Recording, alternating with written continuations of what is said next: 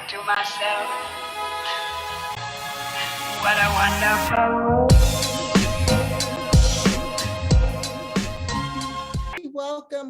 Welcome, everybody. I am here with my special guest, Marshaun. Please pronounce your last name before I butcher it. Olaniyan. So you can just say Marshaun O.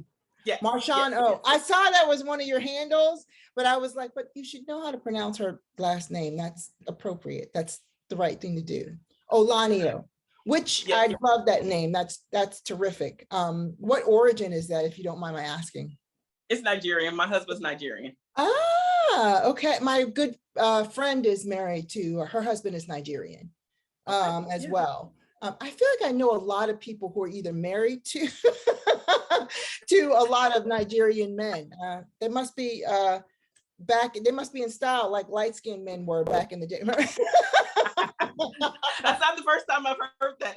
That's not the first time I heard that. So yeah, that's what I'm saying. Like, it's like there's a lot of women that are like, I just hear that a lot. So like I said, they must be in style, something to it. I need to go out and start hanging out in different places, because I haven't met a lot of them, but everybody else around me is meeting them. So I'm missing all of that goodness.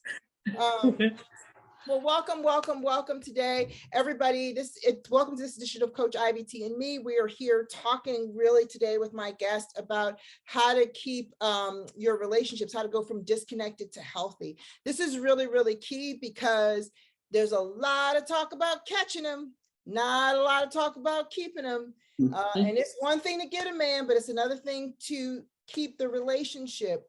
And as a person that specializes in helping divorced women, one of the big questions is like, where do we go wrong? Like, there's some gap that we're missing, and not so much that we went wrong, but like we obviously missed something, and not just the women, but the men too. So yes. I want to talk a little bit about that. But first, tell us who you are. Who is Marshaun? Why are you doing what you're doing? And why did you agree to come here tonight? But any of those or all of those you can answer. I would love to hear what you have to say about that. So. Okay, perfect. So thank you so much for having me, Ivy. My name is Marshaun Olaniyan. I am a shift relationship strategist. I am the founder of Marshaun Olaniyan Consulting, where I help Christian women that are married on long-term relationships to stop feeling disconnected and unloved, and shift them to feeling heard, understood, and appreciated via my one-on-one coaching, group coaching, digital courses, and books.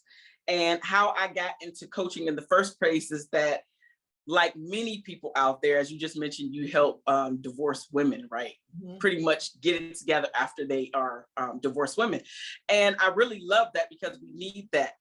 But for me, I got into coaching because I was never taught any tools, strategies, tips, anything. As you already mentioned, they tell you how to get the man, right? Or even get the marriage, but nobody really teaches you how to be a married woman, a married spouse, someone to really show up and be their friend. Now, some of these things are innate. I totally understand that. But there are other things that we need to be taught, like how to actually express ourselves, how to communicate openly, how to communicate with an open mind, open ear, and also not take things to heart. Take everything personally. I should say, do not take everything personally when your spouse is trying to give you some feedback, even if it's in a harsh tone. Try your best to mention the harsh tone and how you feel about it, right? But also peel back the layer of the tone and really receive the actual message. And that's what we get caught up in, because we hear the tone, we miss the message, and now we're down a rabbit hole or a spiral of the tone itself, right? So we're not even focused on the main issue any longer. And so that's one of the reasons why I got into this line of work. And so now my mission really is to help specifically Black women, but women, right? Black women to really understand that we too can have these blissful, beautiful relationships. So we can also become a part of the top 1% of couples that have extraordinary relationships. It's not for everybody else and skips over us. It's for us as well. We just need the tools, the tips, and strategies, because for so long we were in the mode of survival. right? That's what we've been taught. It's part of our past, you know, and our ancestors with slavery were always in survival mode. And that carries over from generation to generation. And so now it's up to us and people like you and I, Ivy, to help to break those cycles. Break the cycles so our children don't have to deal with these things. So that's who I am. That's why I got into this, and I'm super excited to be here. So thank you so much for having me. I'm delighted to have you, because you said one of the things that touched my heart. The reason that I do this work is no family left behind, right? Like we turn into different women when we're parenting by ourselves in the aftermath of divorce. It's not the same. You're facing broken dreams, broken hearted, broken relationship, and it changes the way you look at things and the way you parent. But it can change it for the better. It doesn't have to be bad, but it gets bad.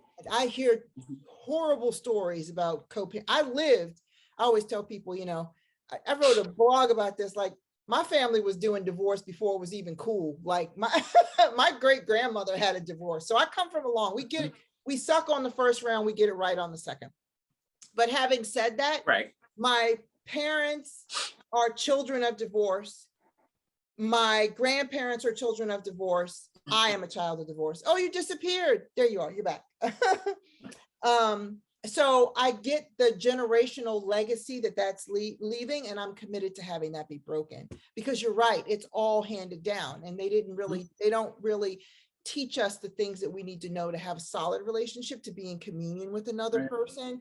We're so used to fighting that we take that fight home, and it's lasted generation after generation after generation. And now in this country, it's prolific, the divorce rate. And at first I heard it was dropping because of COVID. Now I heard it's going back up. I was hopeful for a minute, but now I guess not. So what was the inspiration for your books? You've got 2 great books out there that I saw, maybe more than 2, but I saw 2. So tell us about the 2 books that you have and what the inspiration was, and then I'll tell you, like, I haven't read them, in full disclosure, but I am definitely going to get one of them, and I'll tell you which one, but I want you to talk about the books first. Okay, so I do have both of them right here with me, and as you even see, this first one is called Reignited Relationship by 7X. So you can get back to making love and wait, what did I miss? So you can get back to making love and enjoying your spouse. I always forget that last part. Right. But even if you see, I have tabs in my own book because I read my own books. Yes. Because Remind yourself of what you already know. I'm with it. Yes. I totally practice what I preach. I am one of those coaches out here that really believes in practicing what you preach, because I would feel guilty and shameful to teach something that I'm not willing to practice myself. Okay. So with that being said, this is my very first book that I wrote. And I wanted to teach people, right? Specifically women, but people, because men have purchased the book as well and have supported. But just really, it takes the little things for you to keep the spark, right? We know that we hear the flame burning out, or I'm losing interest, or, you know, I don't see my spouse the same way. It's because you stop doing the things, both parties in most cases, stop doing the very things that got one another super excited, because we allow life to get in the way. And life can be your children, life can be your career, life can be a big move, life can be, you know, taking care of a parent, because we're starting to, you know, our parents are starting to get older. So just life getting in the way and not being intentional. And that's the word I really want you to remember, is being intentional about creating the life that you really want to live in the midst of all this craziness. Because there's always craziness outside of your door. So now we have to build these kingdoms inside of our homes. And we just have to be intentional about it. Like making the dates, keeping up, having the conversations, and not just vegging out on our cell phones. Uh-oh, did I lose you? Uh-oh, I'm losing you. Are you still there? There you go. You're back. Yes. What happened? I don't know. Okay. Anyway, I'm still here. Okay. But yes, so we have a hard time sometimes communicating, and it's because we've lost the art of just talking. Yes. I because always we say are so distracted. Court and be courted, and Absolutely. it shouldn't stop when you're married. It shouldn't stop when you get in a relationship, which is usually the first part. And then it just comes to a standstill in marriage. Well, now we're married. Game over, man. I can sit on the couch and Netflix and chill for the rest of my life, which is a terrible. That's just the beginning. Yeah. That's just the beginning. It really is. We're talking about, or I should say, other gurus and stuff, as we mentioned. They talk about how to get the guy, right? Right. And that's cool. I'm not mentioning, dismissing that. But then what do you do after you get into the real relationship? Mm-hmm. How do you keep the spark? How do you keep it fun? How do you keep it light? Yes, there are going to be some serious moments that come up because that's life. But how do you keep it fun with this one person that you're professing to be with till death do you part? Mm-hmm. Specifically, if you guys are married. So we have to find ways to do that. And in this book, literally is laying out the strategy to do that, right? Bringing back some of the simple things that we have lost or stopped doing altogether. So this is really just your reminder or your blueprint if you have no idea on how to create a relationship. I know it says to re-spark, right? Or reignite, but it literally is for people that are not in relationships who need a blueprint because maybe you just messed it up or just don't have a clue. And it's okay if you don't have a clue. Just don't keep not having a clue, because now you at least have some information to say, okay, well, I don't know the information. Mm-hmm. Let me get it from somebody else that has the information. So that's the first book. The second book is 50 Reasons I Fell in Love with You. Now, this one is super, super simple, super, super cute. It's literally a fill in the blank book about literally the 50 reasons why you fell in love with your spouse. So while you were dating, when you got wooed off your feet, it just takes you down memory lane and it gives you an opportunity to fill out the blanks, which are 50, as mentioned, fill out the blanks and remind yourself of why you fell in love. But then also when you gift it to your spouse, to watch his or her eyes light up. Mm-hmm. Like, wow, I forgot all about this memory. And I've had so many people to reach back out to me and say, this really helped me remember why I fell in love. This helped us. I had one couple who actually used it over a 50-day period. They only answered one fill in the blank every single day for 50 days. Love it. And they, go ahead.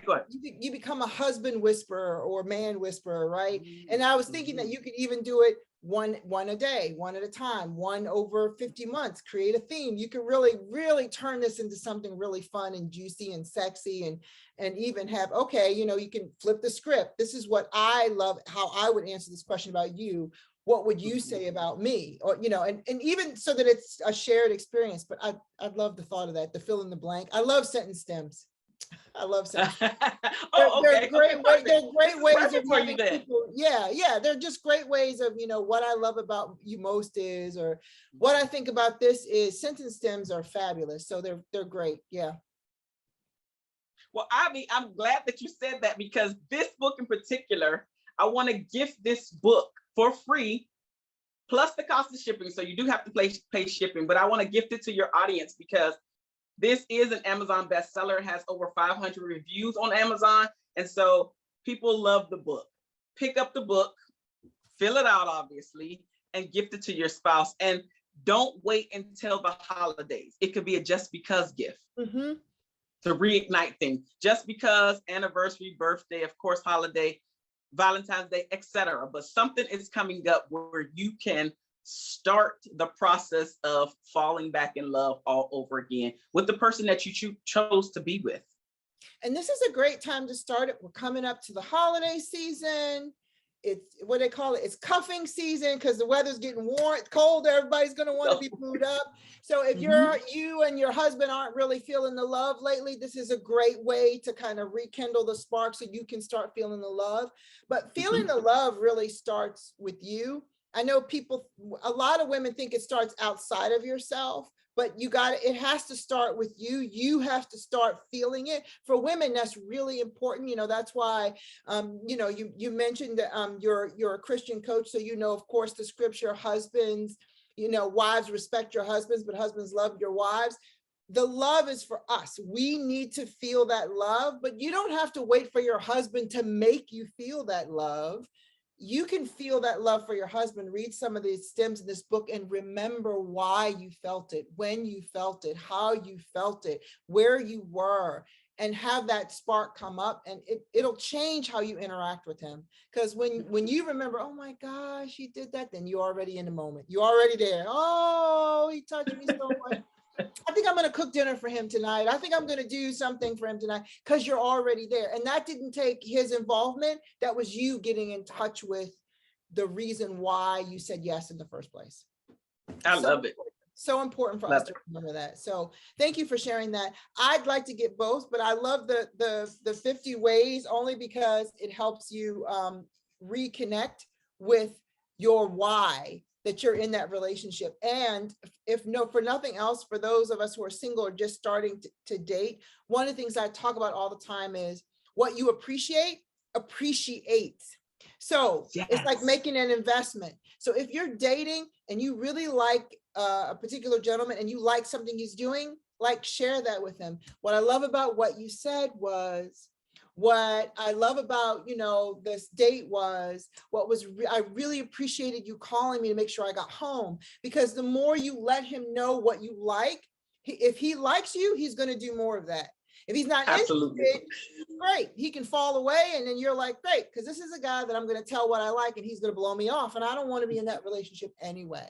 So it really, those things make you think, but those things also can be useful for dating too. It'll help you get in communication with your date and let him know in a very not demanding, commanding, my man is better hold my doors and my man better, you know what I mean? How we like to do. It can help you really just step into, I really love it that you held my door. It's really great. I'm really appreciating that. And that's a more feminine way, which attracts the masculine, than coming at it from a demanding, commanding. If he doesn't, he's out, he's fired, I'm ghosting, whatever type way. So I love them both. I'm looking forward to reading them. So one of the things you said on your website was, you talk about the pickup mentality. Like, I want to hear about this. Like, I have my own thoughts about that, but what is the pickup mentality? You were saying avoid the pickup mentality when you have these like one night or lonesome encounters. What is your definition of the pickup mentality? Okay, so when you are lonely yourself, right? And there's no real connection between you and the guy at all. You know that if you call or text or even hang out, you might even regret it later on. So because it can go another way, right? And another regret is on top of that. So if you know that this guy is not your flavor at all, and you guys have not made the commitment, because maybe you're doing some stuff, right? But you haven't made the commitment. He likes you, but you're like, no, right? So now there's that convenient person. Right. Or you just like, I just want to hang out with somebody. I don't want to be with me tonight by myself. Right. That's when we get into trouble. And just things happen, because I don't want to put a box around anything. Just things happen that we later regret, if we literally just sat down somewhere, waited our turn, and you heard I'm a Christian, so waited our God-given turn, waited for our gift from God, then our lives could be so much better, less drama, free of all of the things that we really do not want to deal with anyway. But because we had that moment of weakness, I don't want to be alone, I'm gonna go hang, this is a free meal. Whatever your language is. Whatever your language is can get you in trouble, instead of you just standing still and waiting it out. Because here's the thing, you're not the only one who's been in the lonely stage. You're not the only one who wants a guy beside you, and not just any guy, because that's the whole thing. Those guys are just any guy. You want your guy. Yes. your fit. And that's the difference. You could have written that script. I think I did a post last week and I even talked to my clients. There is a man, the man, and your man. A man is biologically correct. He just has the anatomy. He's checks the male. He's just a man. Right? The man is a good man. He's a really good man. Stellar, stand up. You respect him, but he's not yours. And you know that. You date him and you go, he's not the one for whatever reason. Star-crossed lovers, two ship passing in the night. He's not over his stuff. I'm not over my stuff. Or we don't have the same values, but he's a good person. I respect him. He's not the one. And then there is your man. And there is a big difference. And we often confuse the man because he's got the resume often. He's the resume guy. He checked all the boxes, but there's something is not quite right. But you go out with him anyway because you're lonely or whatever, or you're trying to, what I call fit that square peg into a round hole. And we know what happens. It just messes up and shaves off the edges and leaves the square damaged and all kinds of crazy stuff. I joke about that. I'll say, remember when you were a kid and your teacher said, no, it should have been a circle, and you cut the edges off of that? And it's like a weird octagon. It's not quite a circle. It's not quite a square. It's like a circle that needs therapy. It's really weird. So I said, that's what you do when you try to cram that square peg into a round hole to a guy. It never really comes out right. But we conflate the man with your man, and there is a difference. And if you're not in a place where you can be discerning and patient and loving with yourself, you will settle for the man. And I often think that's how we end up in divorce in the first place. He was never your man to begin with, but you rushed the process to get the result.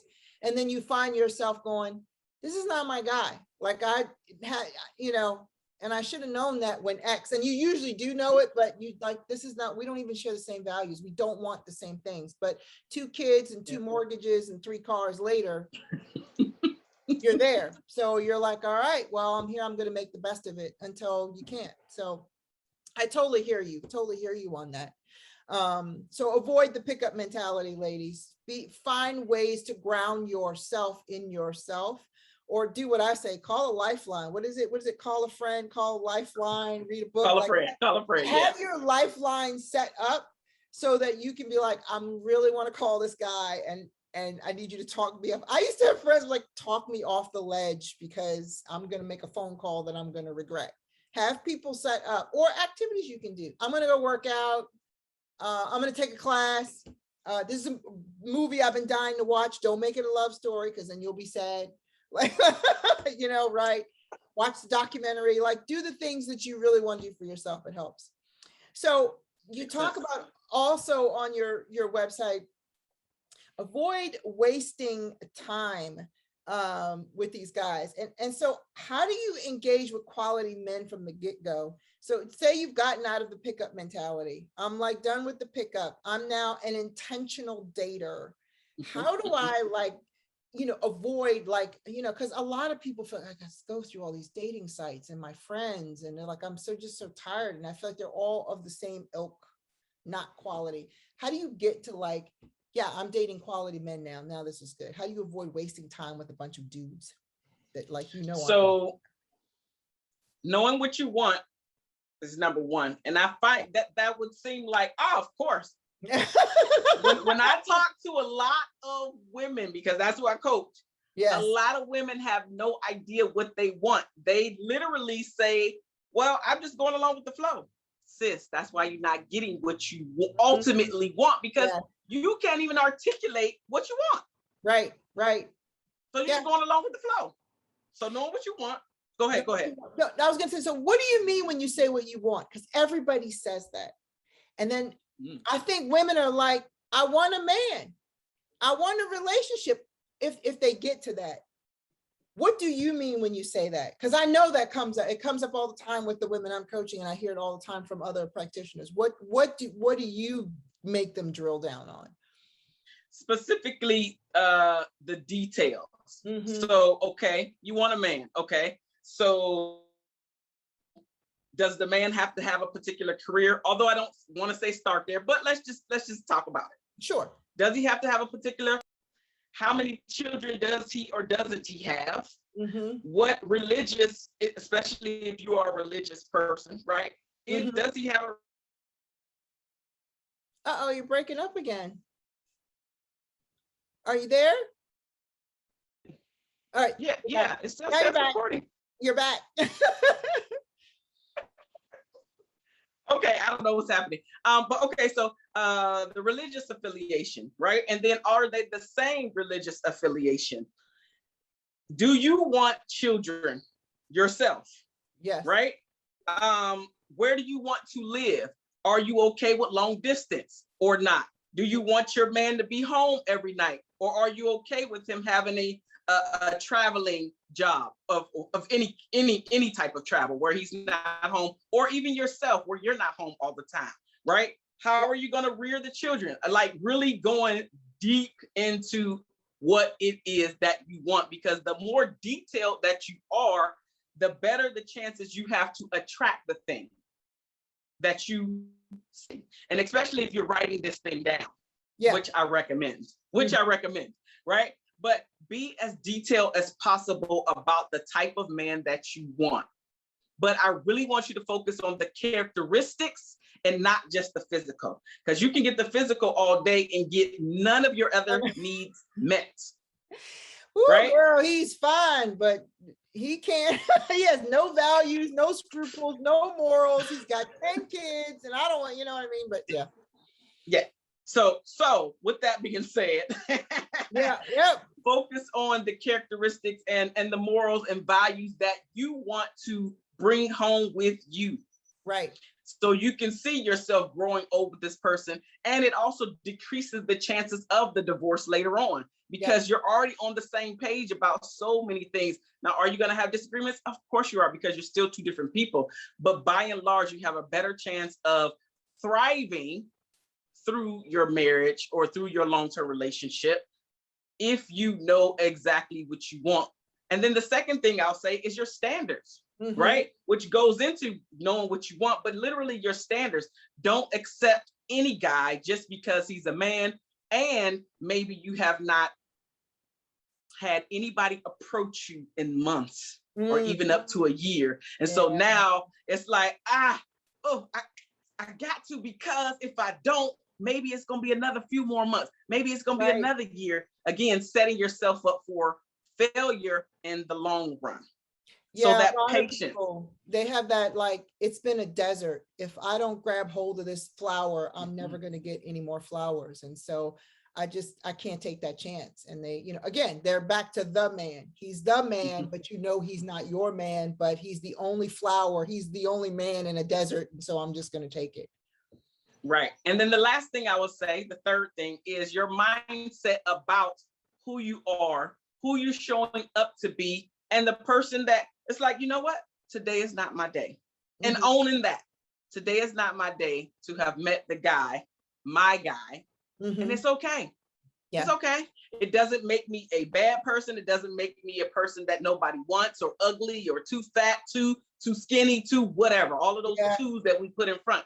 It does not matter. The more that you slow down, ask 1,000,001 questions, and really hone in on your standards as well as what you want, you decrease your chances of a divorce. And I don't have a percentage because nobody's done a study on it, but I know for sure the more that we sit down and plan out our lives, plan out our men to be in our lives, are part of our lives, to rear the children, you will decrease the chances of you getting a divorce for sure, as well as all of the drama that comes along with all of these other things, right? The night of loneliness that we mentioned. So maybe now you got baby daddy issues. Exactly. Right? Or just something else that you don't want to deal with at all. This is literally when we get into trouble. And the last thing I'm going to say is literally an example to go along with this is, I was talking to a young lady, and it's not funny, but it's when we get in trouble. So she had been a virgin her entire life in church and everything. Literally, she was tired. She was mad and pissed off at God. Just, I'm sick and tired. I've been doing everything right, and I still have not found the one, my man, right? Yeah. So she started dating a guy who was no standards at all, no morals, no values, etc. Now she has baby daddy issues. She's in and out of court. Of course, took her virginity and all this other stuff, but like life has been complete hell for her. Yeah. All because she turned her back on God, but then also because she was just like, I'm tired. Now I'm going to do it my way instead of waiting. Yeah. I turn my back on my values, on my belief, on my own faith. Like it is so, one of the biggest things I've said to women in general, it is so important that you have faith, and not just like faith in your higher power, but like also faith in men. Like know that like God knows you and knows the man who is for you, and have faith that he will be delivered in the right way at the right time for you, for the two of you to see and know each other. And that faith is so important because we get jaded. Like it's so hard. I waited all this time, God, and you're taking too long. Or I've been divorced twice and I got two baby daddies, or I just can't meet the right guy. And we lose faith. And as soon as we lose faith, then my other dating coach friend used to call them jokers. This joker, he used to say, some joker shows up and beats you out of all the things that you've been holding and been faithful to. And maybe you've been sad that it hasn't happened fast enough, but now you're in a whole world and a realm of stuff that you weren't dealing with before, but now you have to deal with court and a kid with a guy who's irresponsible, or divorce, or bankruptcy, or all these other things that even though before you might have been sad and lonely from time to time, you could deal with that. Now you've got a whole other realm of drama, and it's trauma. It's traumatic for us. We become so jaded. So then we take all that luggage to the next relationship because it's hard. And you get to the same place.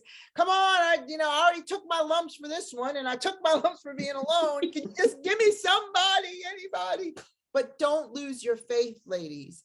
It is so important that you keep your faith. Your faith is important. Whatever vision God gave you for your love life, hold on to that and believe in that, and don't lose that. And don't lose faith in your man is coming for you, He's coming for you. You just have to be patient. And I know that's hard for people to believe, but don't lose your faith. That is just so important. So if you're here and you have questions, drop your questions in the comments. Let me know that you're here. Say hello online. I'm watching over here. I've seen people kind of come in and out, and I am not doing such a great job of saying hello, but hello out there, and let me know if you have questions and we'll get back to you. All right. Wait, Ivy, can I add to that before we move forward? You certainly can. Please do. So my belief system, and it's funny that this is not just my belief system. My pastor actually spoke about this past Sunday. And so what I'm speaking about is continuing to learn the lesson over and over again. Or you should be learning the lesson one time, which is why you keep attracting the same guy, which is why you keep getting the same lump. It's because you have not learned the lesson. You have not done the work on yourself. Some of it has to do with your self-love, your self-confidence, self-esteem. All of them usually are at an all-time low. And so now it's just like we mentioned, time is going by, but you're not realizing that you also have to do some work yourself, which is why you keep repeating and attracting the same guy over and over again, different face. Some work that you need to do, a lesson that you need to learn, you have not learned it, which is why you are in that cycle. Absolutely. I used to say like merry-go-round. Some dating lives are like a merry-go-round. You just keep getting in that circle, and you get off, and a merry-go-round lets you off in the same place. You go, didn't I just pass by this?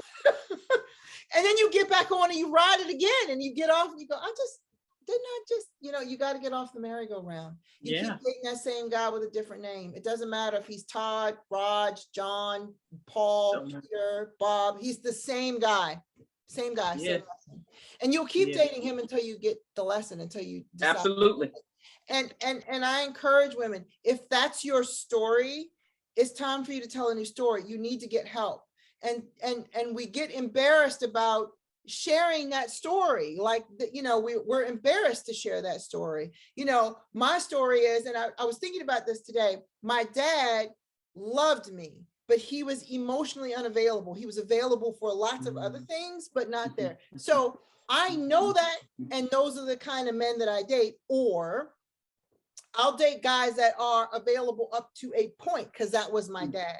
They're never mean, but they never really get that deep intimacy. But I even was noticing that. I'm like, yeah, you know what? I noticed that at work too. Why? That's so familiar to me. I got that like spades. I'm like, I know how to deal with it. I can bring it out of them. I can do this, but who wants to work that hard?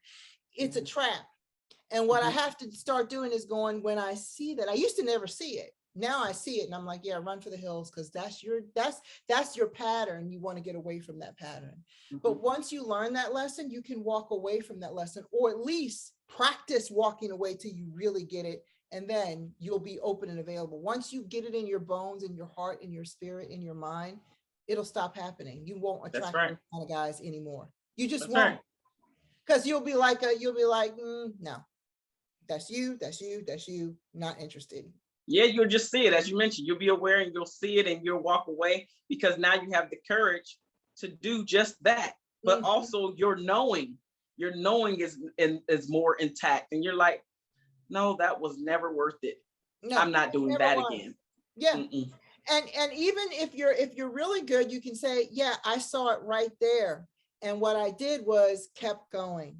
I saw it right there with this person and what I did. So now like, I know what I'm looking for. I know what it feels like. I know I can trust myself, and I can be a no and to them and be a yes to me, a yes to your dreams, a yes to your faith, a yes to your vision that God gave you. And that's where you like need to lean on your faith. Like, he might be a rose in a desert and there are other roses. You still will get your flowers. Yeah. But hold on to that. That's right. Really good. I like it. Yes. Really good. Yes. So how do you overcome, or once you've gotten past your issues, you're no longer doing the pickup mentality, you have moved beyond time wasting dates, you're intentional, you've got this relationship. Now, for most women, a lot of times they're check, I got the relationship, woo, you know, and now we have tendency to want to sit back. Yeah, we're relaxing now. Yes. Yes. Right.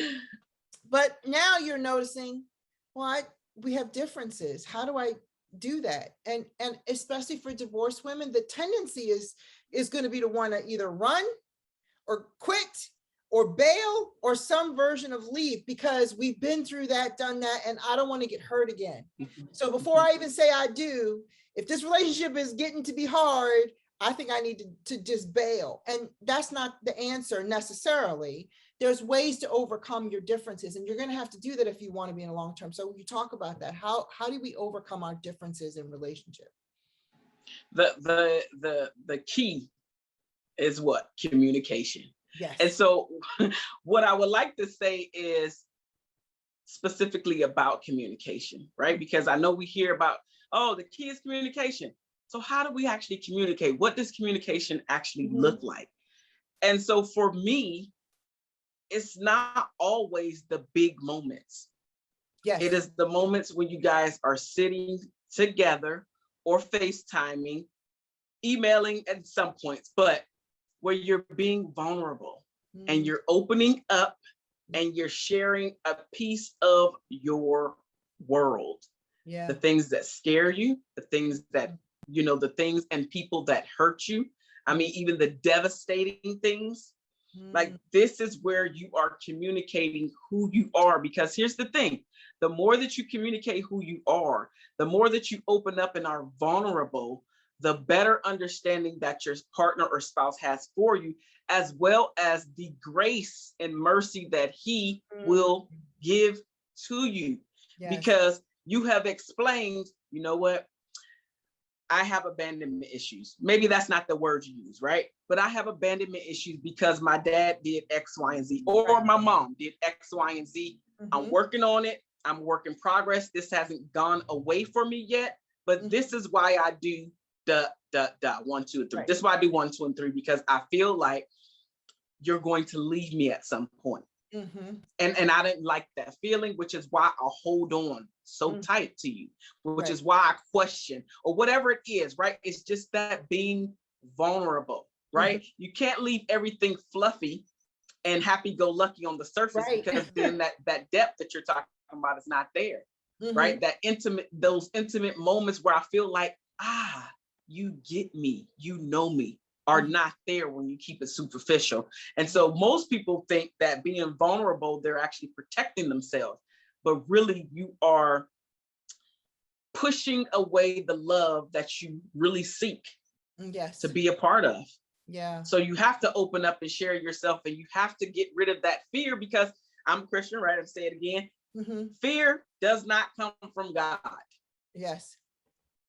And if you fear opening up yourself, you will never get the love on the level that you want it to be on. Never, ever, ever. There's no way. There's no way to get it. You said something interesting. It's like fear does not come from God, which I love this, because it goes back to what we said before. If this is really your man, then he is sent from God. So why would you fear being vulnerable with him? And for some people, it may not even be the fear of him. It's the practice. They actually haven't done it enough. And so they don't trust themselves, which means, and they put that on the guy. I don't know if I can trust him, but it's really not even about him. It's about you and your faith walk and your own personal growth. Because if this is really your guy, and you know this is your guy, you know, or what better way to test if it is your guy is to get vulnerable. Because if he was really sent by the divine would never send you a man that's going to hurt you. And the best way to find that out is share yourself with him. A man that loves you and is for you is going to bend over backwards to protect you and honor where you are. Now, he's not going to be perfect at it. I want people to hear him. He's like, I told him I don't like it when he doesn't take out the trash. Okay, you know, like some of that stuff we have to let go. But a man that truly loves you, he might try to take out the trash most of the time. He's not going to be perfect at it. He just isn't.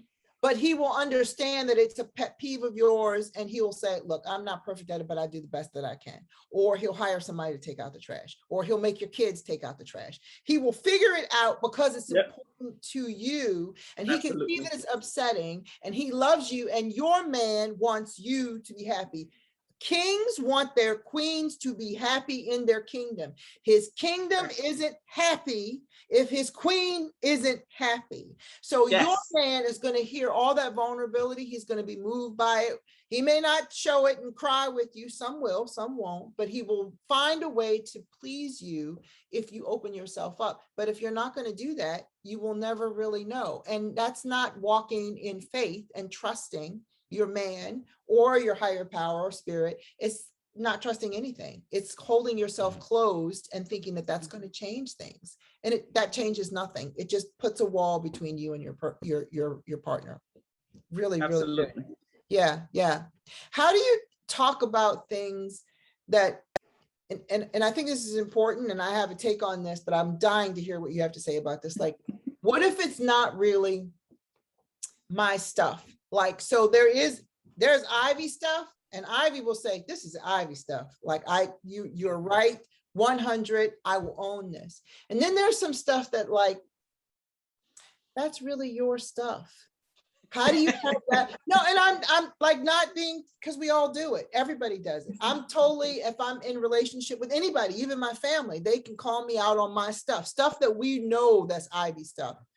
Okay. But you're gonna come into a partnership where it's like, they may not know or they may not own it, but it really is. They may have the issue with, I don't know, I know a couple where the person didn't trust them because their previous spouse had an affair. And so it wouldn't come up often, but it would be all these little things that they would blow up for nothing over a tiny thing.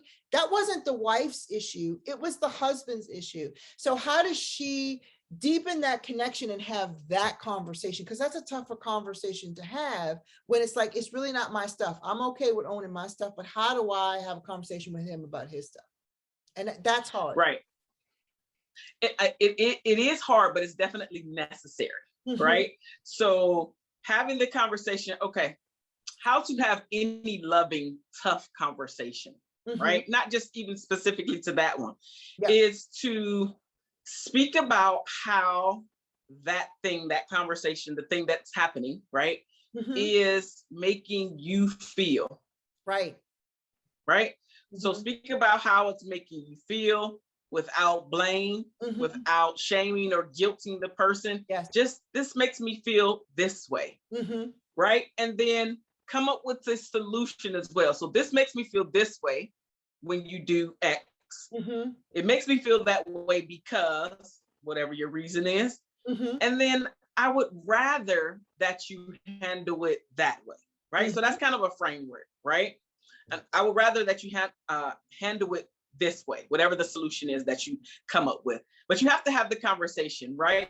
You want to give him the opportunity to explain why he is that way, right? Because once you get down to the root, then you know it has nothing to do with you. Right. And I think that that's one of the things that we leave on the table. We never get down to the roots of why the person is acting or behaving the way that he is. And so then this thing keeps occurring. And then the thing about it is, most people that are in this cycle don't realize that they're in the cycle because they don't realize what they're doing.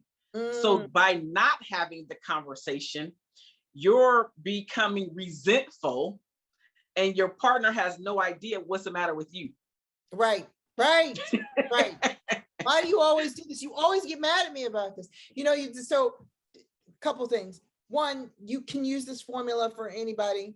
And I'm going to prove that because you just made me think of me and my daughter. And we have this thing about her cleaning up the house, which she doesn't do because she's 19 and that's what 19-year-olds do. They don't clean up behind themselves. That's fine. But I feel like exactly what you said, we're in the same conversation and she really doesn't understand why it's so upsetting to me. And when you said that, I thought, I don't think I've communicated in a way to have her listening of it differently. What I've done is complained about it, which is a very different listening of an issue. Oh, that's different. Yeah. Yes, a very different. So again, this is universal. You can use this. A better way to approach it was to say, when you know, or when this happens, I feel, and that has this impact on me. And then I go about doing X, Y, Z, and then we have this, you know, conversation. What I would rather, or would you be open to, or may I like to use this. I have a request, and then people can accept, reject, or counter offer, because now you're in which I'm open to that conversation. But perfect. I haven't said it in a way, and this is really important in relationships, to say it in a way that's in the person's listening. Because if they really don't hear it, it doesn't exist for them. Their experience of it is different. It's very different. So really good point that it could be any relationship, but you have to say it in a way that demonstrates to them that what's happening is impactful to you and meaningful to you. And any person that loves you goes, oh my God, like literally, if my daughter were to say, Mom, whenever we X, Y, Z, like that impacts me, I'd be like, oh my God, I'm so sorry, right? Like immediately, my daughter, makes sense. And that's for anybody that cares about you. They're going to want to be in a conversation to make a remedy for it, rather than continuing this perpetual issue. So really good. Well, wait, one more to add to that is, specifically when we're talking to our men, they understand a lot better in story form. So if you can relate it to something that ticks him off, right? Talk about the thing that ticks him off, and then you hit him with something like, you know, when you talk to me this way, that story that I just mentioned, that's how I feel. And then that's when he gets the aha, like, because I don't like when I feel disrespected. Yes. So if you can tell him in story form as well, that's another way to really connect with your man, but you're still getting out the things that you do not like, as well as getting your needs met by just verbalizing the thing that you need. And disrespected is really big for men. Their language of love. I mean, we have love language, but you know, that's why the Bible says, wives, respect your husband. Their love language primarily is respect. So if you're relating a story that has them think of feeling how they feel when they feel disrespected, they get it instantaneously. They get how you feel when you're like, it doesn't make me feel loved, which might not connect to them. But if you say, I feel disrespected, they're like, what? Right. They're certainly all. Yeah, so just like you said, we have to use the language that connects with them. Their listening style. Men will listen when you say, I felt disrespected, because they hate when they feel disrespected, especially by their women, by anybody, but especially by their woman, right? So if you ever feel a way that you want to get your point across to your man, use the word I felt, or the phrase I felt disrespected when. Mm-hmm. Yeah, they will get it. They get it instantaneously when you talk about that. So what if you're like, all right, we're in this good dialogue. My relationship was good, but over the years, it's gotten cold. I mean, we're kind of like doing our thing, but like this, there's no real warm fuzzies, sensuality, sexuality. Y'all just going through the motions now. It's going through the motions. Maybe the bedroom is like ice cold. It's like frost on the windows, nothing happening in there. How do you go from cold to heating it up, to getting it to where it's like, yeah, we're back, we're here, we're in there. We remember what it was like when we were dating. So because you're here, I'm putting the charge on you, which is to be very intentional about never letting it fizzle out. And I understand your question, right? So let's back up. Doing things like I mentioned with the book, right? Getting the book, 50 Reasons Why I Fell in Love with You. Whether you fill it all out and gift it, or you turn it into some type of game and do it one day for 50 days. Listening to podcasts, books, audio, whatever, and having discussions, right? Making sure you have intentional time with one another, where whether you're just taking a walk, like whatever it is, making that time block, right? Because we have to make sure that our spouses are just important. And so the more that we make sure that our spouses are a priority, that fizzle and that disconnectedness that you just mentioned won't happen. Yeah. Now, yes, it'll happen sometime because life, right? But if you make it your practice and you're very intentional about, you know what, this marriage, this relationship is super important to me, and I don't want to go the same route that I went before. I don't want to be divorced again. So now you have to show up differently in order to get different results, right? Yes. And you have to be intentional about it. So what if you can do it daily, 5 minutes before you go to bed, or whatever, however the length of time. If you can do it daily, that's the best thing. Maybe your life is not set up to do it daily. Find out what works for your life. Yeah. Do that. And then increase it over time. So if you need to start one time per month, I'd rather you do more. But if you need to start one time per month and then increase it over time, that way you are very intentional about creating this beautiful relationship. Because you can't create a beautiful relationship by once a month. But if that's your starting point, I want you to start there. Yeah, you're right. And then increase it. If you get intentional in the beginning, you never get to the point where it's cold, which is really what you want to do. You just never want to get to that point. You know, but if it is cold, start somewhere, start monthly, start somewhere, do something to heat it up. I heard a couple of endearing stories. One is from a professor. He came to speak years ago, and he said one of the things that he and his wife do is he walks in, he hugs her, and they hold each other for like 5 minutes. And I remember people were like, he was like, no, we just kind of stand there. He said, we just kind of stand there. And how was your day? And we just talk, but we hold each other. He goes, and the kids come and go and they just ignore us at this point, but we hold each other. It's our one moment in time. Because as soon as I let her go, it's dinner, it's homework, it's this. We're like, bam, bam, bam. But that 5 minutes when I walk in the door is our time, just for a few minutes, that we're just for each other before we're for everybody else in the house. And I just thought that was the most endearing story. And I don't know if he came up with that or she did. He never said, but he said that was one of their things. And I then love another, isn't that great? I thought that's I love it. one of the most, and also they tell you hugging changes your brain chemistry. I think it's 90 seconds. Is it 90 seconds? There's a time window, but if you do it, whatever state you were in, if it was negative, it changes after, it's like 90 seconds or something like that. It will change. It's human touch. Like, we need it. And so, you know, just knowing that, and that he held her for that long, I was like, wow, they literally changed their brain chemistry about how they felt about their day, how they felt about each other, how they felt about their kids in, like, you know, 2-3 minutes, however long they did it, to just go about their day. It made like huge difference.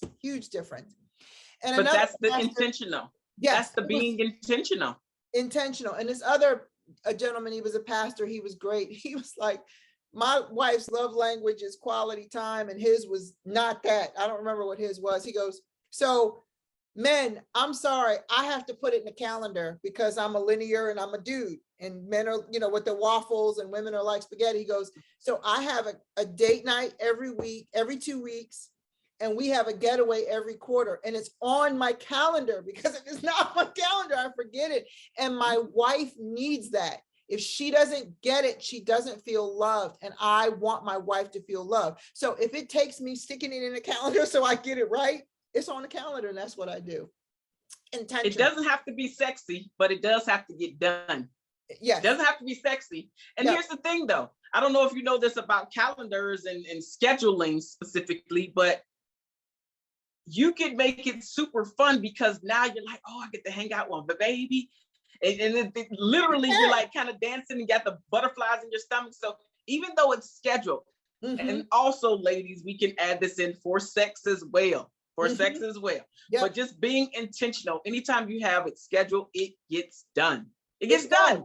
It does. If it's on the calendar, it gets done. I had a guy tell me once, another guy used to do a podcast with him, he's another dating coach, and he said, oh, let a woman schedule something for me. I'd love that. I would have such a great time seeing stuff on the calendar. He was totally into it. And the other guy was like, oh, a calendar. That's so not like, so again, you got to know your man. He's your man. Know your man. For one guy, he said, I would love to absolutely see a date night, a sex night, a weekend on a calendar. She sent me a calendar invite for that. I'm all over that. We are doing stuff right up until the minute I'm having a ball. The other guy was like, man, I'm like more spontaneous.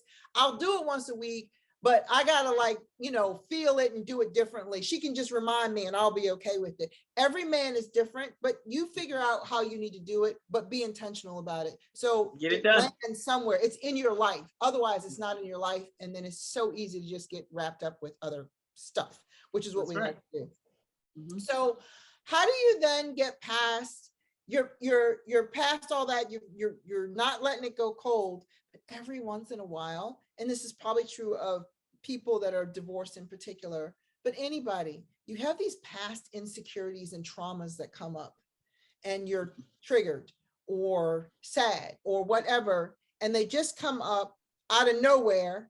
You're taking out the garbage and he left the top off the cheese, and all of a sudden you left the top off the cheese like that guy, and you just like flop, you know, whatever, right? For whatever reason.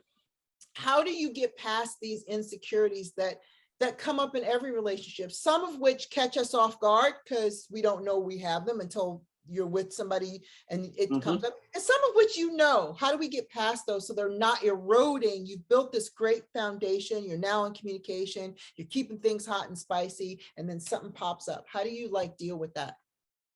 So first of all, I'm going to say, realize that this is your stuff, not his stuff, right? Yeah. Own that this is your stuff. Yep. Take responsibility that this is your stuff. Yep. The second thing is hone in on what that trigger is, right? So that's that awareness. Yes. What actually triggered me to start having this waterfall crying or spaz out over the cheese? Because usually it's something from your past, it's stemmed from your past. And a lot of times it's from your childhood. Yes. So maybe you got in trouble when you didn't put away the cheese, and now you're really thinking about your parent who yelled at you or gave you a really bad spanking because X, Y, and Z. So it really has nothing to do with the man. Right. It's really your stuff, as I just mentioned. And then if you cannot figure out this stuff by yourself. I'm always going to say, speak to a coach, counselor, therapist, so they can help you unravel you as the onion, so you can have a better relationship, a more successful relationship, because the more that you have no idea what's happening, you are secretly corroding your relationship from the inside out. That's true. Yeah. Because it's like what do you call that? Like when it's rotten and then it kind of comes out to the, you know, one bed out, it's just like messes up the whole barrel. It's just rotting everything around it. Yeah. Absolutely. So you have to recognize that it's your stuff, right? Take responsibility, own it. And again, if you have no idea what the trigger is, you have to figure out what the trigger is, but maybe you need to get some outside help. And then finally, don't feel ashamed that you have to get outside help, because we get outside help with everything else. We go and get our degrees. You didn't know that information. You had to get outside help from that, right? Whatever it is that you want to think about in life, you had to get outside help to be able to accomplish that thing. Your love life is no different. If you don't have the information, go and get it. Pay for the information, because here's the thing, and let me just plug this for coaches everywhere, right? Please pay for it, because they are going to speed up that curve for you. So for me, what I like to tell my clients, it took me 14 plus years to figure this out. You can get it in a few months. You can. I'm really speeding up your curve. Yep. You don't have to bump your head like me. And moreover, you've got skin in the game. A lot of times when you go to that workout class, you don't care, but I promise you, if you pay for a personal trainer, you are showing up every day on time and you're doing what he says, because you got skin in the game. I'm not going to pay a personal trainer and then go home and eat a box of donuts. I'm going to pay a personal trainer and I'm going to come home and saute my kale and eat some steamed broccoli and have my salmon. That's what I'm going to do. So you're invested. And so many of us forget that. The other thing, and I want to put a plug in for for coaches, therapists, and anybody you use, you will pay an accountant, you'll pay, for a personal trainer, you'll pay for a chef, you pay somebody to do your nails, you pay somebody to do your hair. I don't know what it is about our love life or our personal life, our psychology, that we feel like we don't want to pay for that. Like I should know, or whatever. I don't know what the stigma is. Telling you, ladies, put it behind you. Let it go. It doesn't serve you. If you would pay an accountant to do your taxes, pay a coach to help you with your love life. It is worth the money. You speed up the curve. You make better decisions.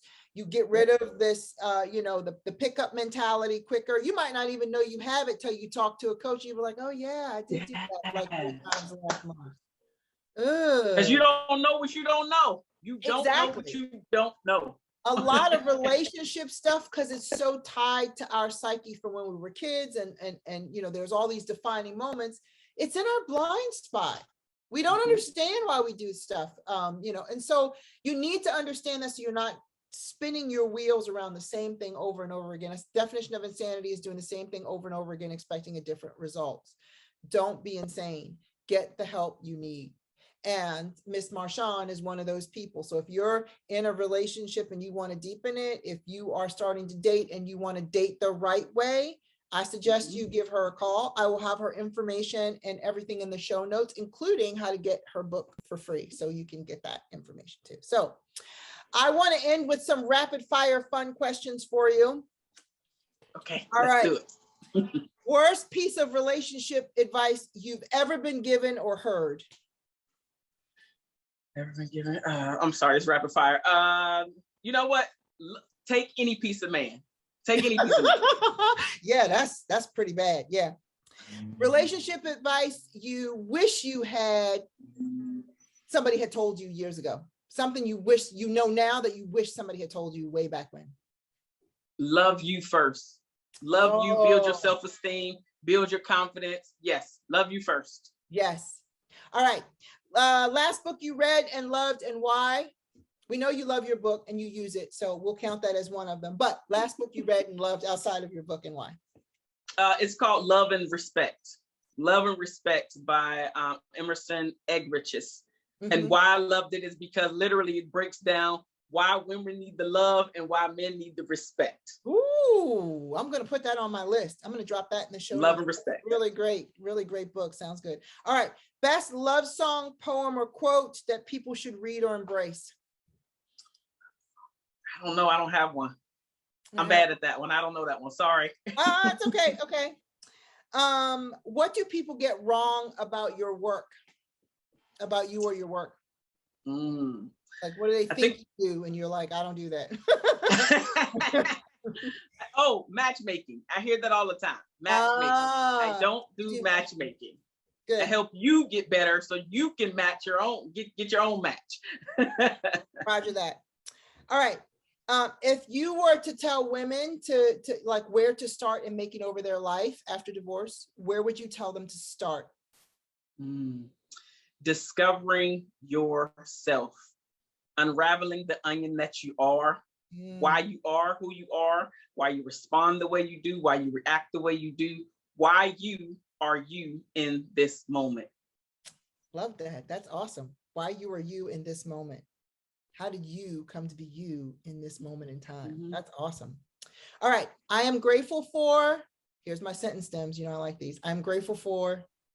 I'm grateful for my life. I'm grateful for my daughter. I'm grateful for my husband. I'm grateful for great friendships. I'm grateful for great wine. I am grateful for long, hot bubble baths. I am grateful for massages. I am grateful for building a successful business. I am grateful for having business besties. I am grateful for having moms with toddlers, moms in their 40s with toddlers, okay? Yes. And last one, I am most looking forward to. I am most looking forward to, you know what? Spending more time with my family via traveling. Yeah. International, I should say international travel. Yes. Right. You've got the Nigerian connection going on. So this should be really, really fun getting back out into the world. Is that country open to the US, or where are they with all this COVID stuff? To the US, yes, they're open to the US. Okay, awesome. I know some are like, I just read, was it maybe 2 weeks ago? Italy was finally opened up, and I was like, I don't know, I might have to let them, because they were like ground zero for a while. I'm like, I'm gonna let that go for a couple months. We'll see how that one pans out. But yeah, they just opened back up to the US, or opened up period into the US. So yeah, well, good luck on your travels. I deeply appreciate you being here. It's been a pleasure talking with you. You've been amazing. I cannot wait to read your books. I'm going to keep the sentence stems on my shelf and practice those. I think they're great to practice with anyone at any time. It's always, you can never go wrong appreciating people, and especially appreciating men in your life. So thank you so much for your wisdom, for your kindness, and for being here. And we hope to have you back again sometime. Yes, thank you so much, Coach Ivy. Audience, thank you so much for having me. It was beautiful. All right, we will look for your information in the group notes, and thank you again for being here. Have a good evening. Bye-bye. Into myself. What a wonderful world.